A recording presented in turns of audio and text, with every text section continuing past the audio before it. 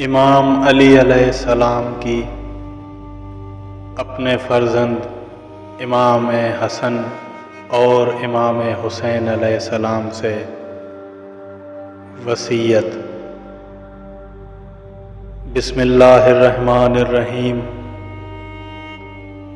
میں تم دونوں کو یہ وصیت کرتا ہوں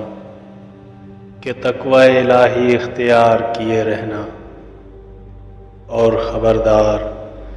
دنیا لاکھ تمہیں چاہے اس سے دل نہ لگانا،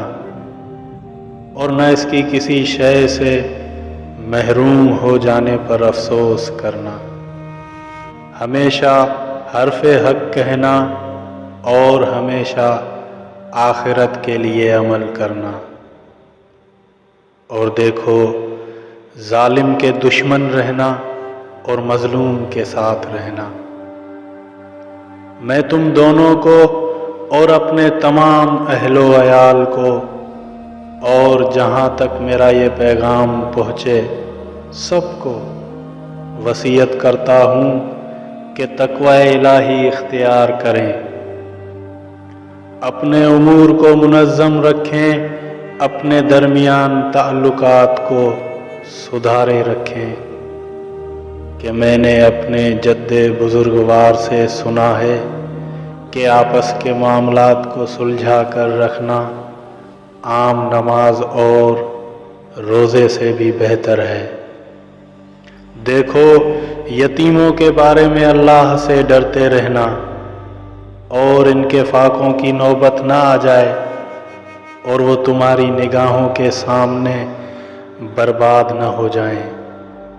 اور دیکھو ہمسایہ کے بارے میں اللہ سے ڈرتے رہنا، کہ ان کے بارے میں تمہارے جد رسول اکرم صلی اللہ علیہ وآلہ وسلم کی وصیت ہے، اور آپ صلی اللہ علیہ وآلہ وسلم ان کے بارے میں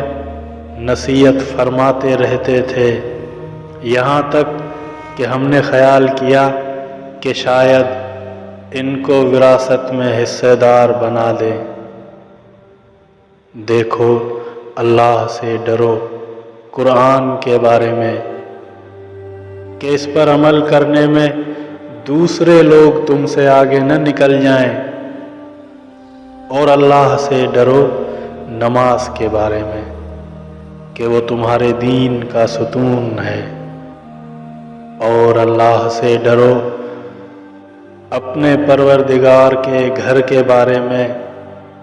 کہ جب تک زندہ رہو اسے خالی نہ ہونے دو، کہ اگر اسے چھوڑ دیا گیا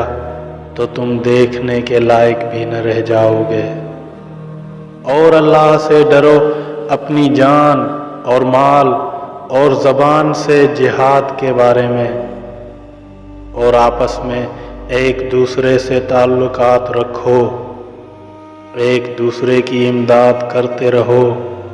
اور خبردار ایک دوسرے سے منہ نہ پھیر لینا اور تعلقات توڑ نہ لینا، اور امر بالمعروف اور نہی عن المنکر کو نظر انداز نہ کر دینا، کہ تم پر اشرار کی حکومت قائم ہو جائے اور تم فریاد بھی کرو تو اس کی سماعت نہ ہو۔ اے اولاد عبد المطلب، خبردار میں یہ نہ دیکھوں کہ تم مسلمانوں کا خون بہانا شروع کر دو، اس نعرے پر کہ امیر المومنین مارے گئے، میرے بدلے میں میرے قاتل کے علاوہ کسی کو قتل نہیں کیا جا سکتا۔ دیکھو اگر میں اس ضربت سے جان بر نہ ہو سکا تو ایک ضربت کا جواب فقط ایک ہی ضربت ہے۔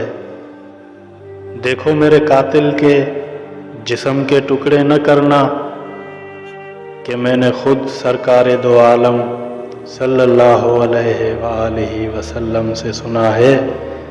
کہ خبردار کسی کے ہاتھ پاؤں نہ کاٹو،